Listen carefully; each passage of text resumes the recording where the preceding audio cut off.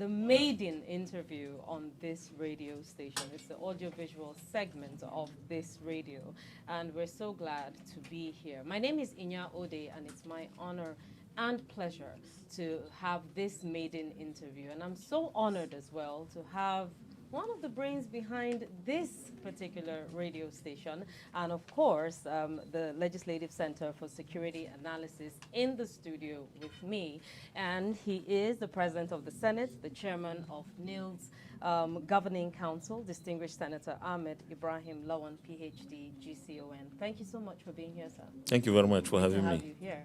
And Glad to be here too. Okay, and we also have another brain behind this. In fact, this is a dream come true for him. He is the Director General of the National Institute for Legislative and Democratic Studies, Professor Abubakar Olarinwaju Suleiman. Great to have you. Thank you very much. It's a pleasure. Okay, fantastic. So, sir, this is a dream come true, so to speak. It's something you have worked on for so long. And I'm just wondering what the motivation is for you behind establishing the Legislative Center for Security Analysis, and indeed what you hope it will achieve at the end of the day.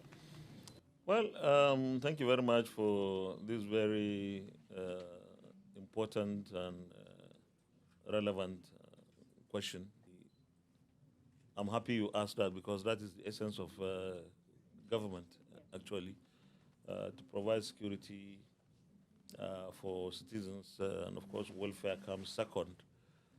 You know, for quite some time now, maybe for some two and a half decades, Nigeria has been facing a lot of security challenges, right? Especially from 2009, when the insurgents in the northeast, Boko Haram, decided to take up arms and fight for the establishment of a caliphate and so on and so forth.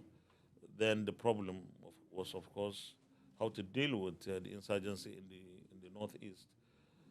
And that issue was addressed significantly by the administration of President Muhammadu Buhari from 2015 when he came into office. And of course, this is one issue, one challenge that requires international collaboration, especially with our neighbors, Benin Republic, Cameroon, Chad, Niger, and of course, the president then didn't waste any time. He went around to visit those countries, and of course, deployed our military to have their bases in the northeast, particularly the epicenter, Borno State.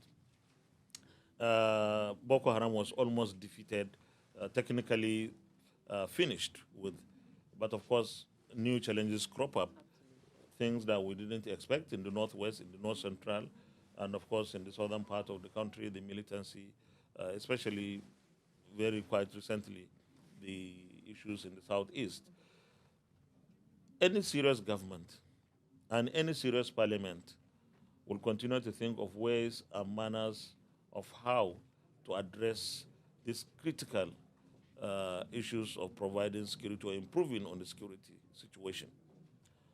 This is one outfit that will provide the opportunity for us to understand better the issues that brought us into where we are today in terms of security.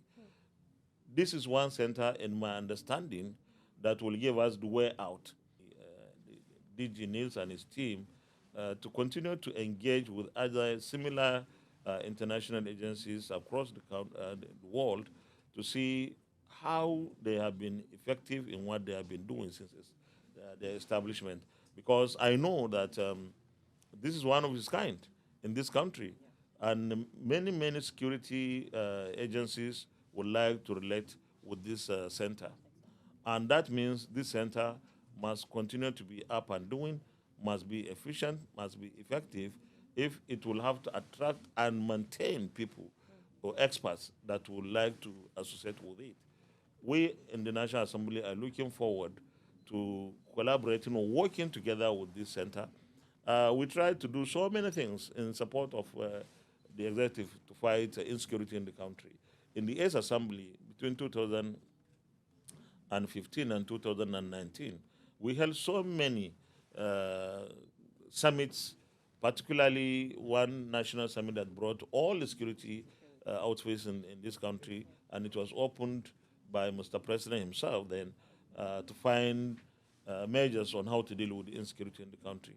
In the ninth Senate, the former Senate leader, Senator Abdullahi Yahya, very, very dedicated and committed and resourceful person, a senator of the Federal Republic of Nigeria, chaired a summit, national summit again, for us to look for ways and manner that we can deal with the security situation in the country. And we are still looking for solutions because having dealt with Boko Haram, then we have the banditry in the northwest, and of course, the recently the situation, the herdsmen, farmer clashes in the north central is like a little bit down now, but we shouldn't take things for granted.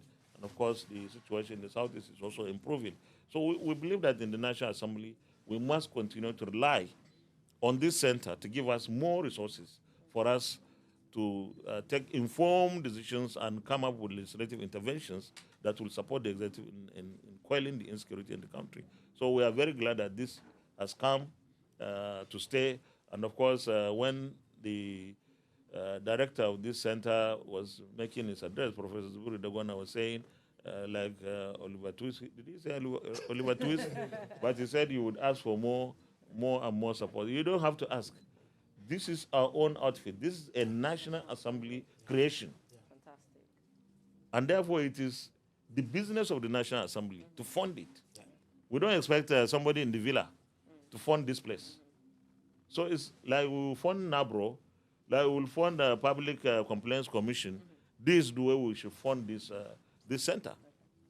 So I believe that the next of the National Assembly will also, after being briefed properly, and you have to do that, would have to take this as a very serious, major project for the National Assembly and one outfit that will also bring distinction to the National Assembly. Okay. So for me, we are satisfied that we have been able to achieve this, but this is just the beginning.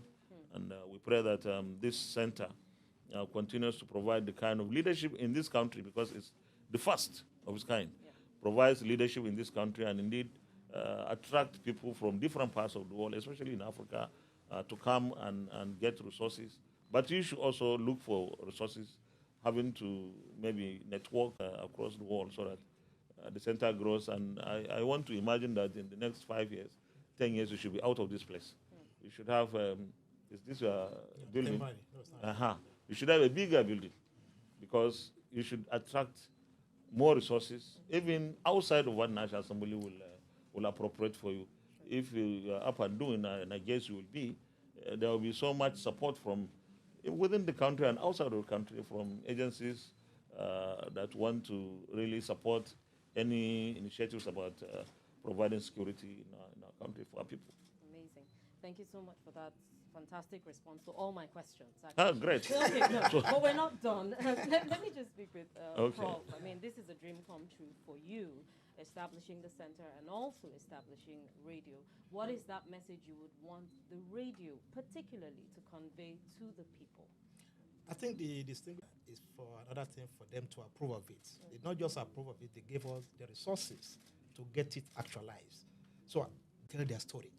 The parliament must tell a story. You don't need to rely on the media from the executive with due respect before you tell your story. So how do we get people enlightened?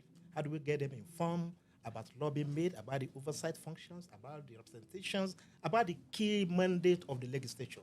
You can only get that done maximally if you have our own medium, and that is the essence of this radio station.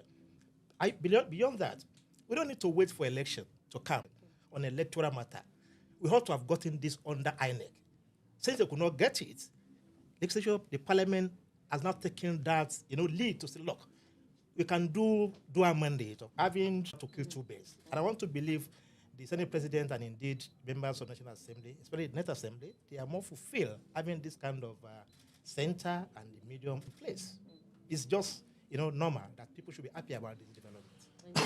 And indeed, as the Senate President has said, it's the first of its kind, and it looks like your work is cut out for you, sir. and we wish you the very, very best. Well, before you round up, since this is a National Assembly outfit, more or less, if you are going to tell the story of the National Assembly, you should start independence. In fact, pre-independence. You can serialize this thing because you need to educate Nigerians, especially the young ones. So you should have programs that will occupy the space, especially for your radio station. Absolutely. Tell the stories of the parliaments in every citizen and bring the young kids. Give them the opportunity to also participate here. Because, yes, to air their views, because that helps. It will have a lasting positive impression on them once they are coming here and they are being told this is what happened, and they will grow to understand that members of the National Assembly are not monsters.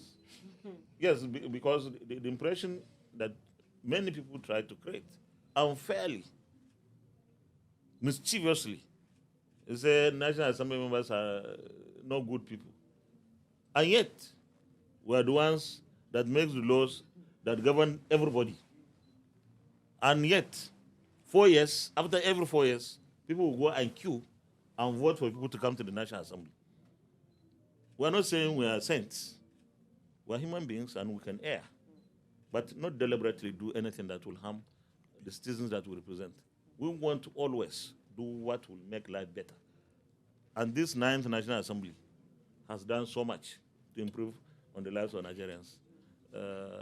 Probably we'll find time, especially members of the current assembly, from time to time to come and talk here about what we have been able to do in the last 4 years, because we have to tell our own story. Yeah, and indeed we look forward to it. We look forward to hearing those stories. We look forward to hearing all those achievements and educating the Nigerian people really on what has been achieved so far.